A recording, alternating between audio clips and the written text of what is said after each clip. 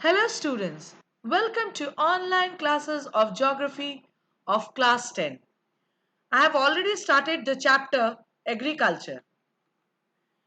Today is the fourth class of the chapter and the topics that I am going to discuss today is the geographical condition required for the growth of sugarcane, two beverage crop and one non-food crop. Now first let me start with the sugarcane. Now, the geographical conditions that is required for the sugarcane.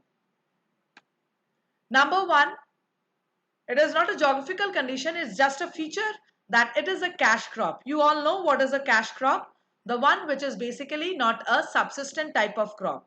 Now, what are the major source of sugarcane? Means after the crushing of the sugarcane, what are the products we are getting? We are getting sugar, we are getting khansari, jaggery, molasses. Khansari means misri, jaggery, you all know that is good. And when it is in a molten condition, we term it as a molasses. It is tropical and subtropical crop. That means it grows well in tropical climate and subtropical climate.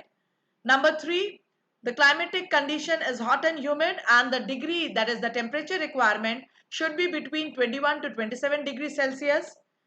Rainfall should be between 75 to 100 centimeter. And the soil type that is there, it needs a variety of well-drained soil. But the best result we are getting it from the black soil. The black soil gives the best result. Now it is a labor intensive crop.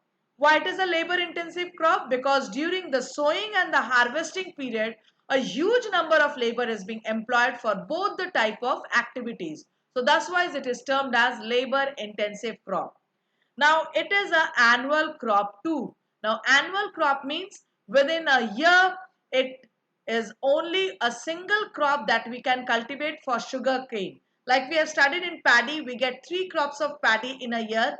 But in a year, we get only 1 crop of sugar cane. Why? Because it requires 10 to 12 months of maturing. Now, India is the second largest producer after Brazil, and the leading producing states, Uttar Pradesh is leading in the northern part of our country, and for southern part of country, with southern India, Maharashtra is the leading producer. So Uttar Pradesh first, Maharashtra second, followed by Karnataka, Tamil Nadu, Andhra Pradesh, Telangana, Bihar, Punjab and Haryana. Now next we'll proceed with the next two beverage crop. Now first one is tea. Now tea is a plantation crop. It is basically also a labor intensive, requiring high levels of managerial skills and high capital. That means it is both labor and capital intensive. At the time of sowing and harvesting, it is labor intensive, and at the time of processing, because it is a factory farming, at the time of processing, it requires managerial skill and high capital input. So it is both labor and capital intensive. Number three, it requires also warm and humid climate. Number four, ideal temperature for its growth is 20 to 30 degrees Celsius. Next, well-distributed rainfall of 150 centimeters to 300 centimeter. Now, why well-distributed? And basically, crops are, the means tea is ideal for a gentle slopy area and where the rainfall should be well-distributed. Why? Because if there is a stagnant water is there near the roots of the tea bushes, then it will create a damage to the crop. That is why there should not be any sort of accumulation or stagnation of the water, and it should be well distributed throughout the year. Next, soil should be deep and well drained, rich in humus and organic. That means deep soil and well drained soil is very important with organic contents. Next, weather should be frost free. Now, what is frost? Hopefully, you know when the dew which is there in the early winter mornings, that dew gets frozen out and gives a pellet of ice. If it is there, because it is cultivated in the hilly tracts, if it is there, then it will spoil the crop. So weather should be frost free. The important producing states are Assam, hills of Darjeeling and Jalpaiguri district of West Bengal, and the Nilgiri zone of Karnataka, Kerala and Tamil Nadu. These are the major producing states of first beverage crop, that is tea. Now the next beverage crop is coffee. Now tea, the basic difference, we get the beverage from the leaves and here we get the beverage from the seeds, that is the beans, coffee beans. It is also a plantation crop and here the temperature should be between 15 to 28 degrees Celsius and that is very much ideal for the growth of coffee beans. Again, here also the same thing, well distributed rainfall 150 to 200 centimeter annually, as coffee beans are, or the coffee plants are also grown in the hilly tracts where stagnation of water will spoil the crop. The Arabica variety initially brought from Yemen is produced in the country, which is one of the best quality of the coffee, and India is very much famous for its good quality of coffee. Now coffee is also both labor and capital intensive.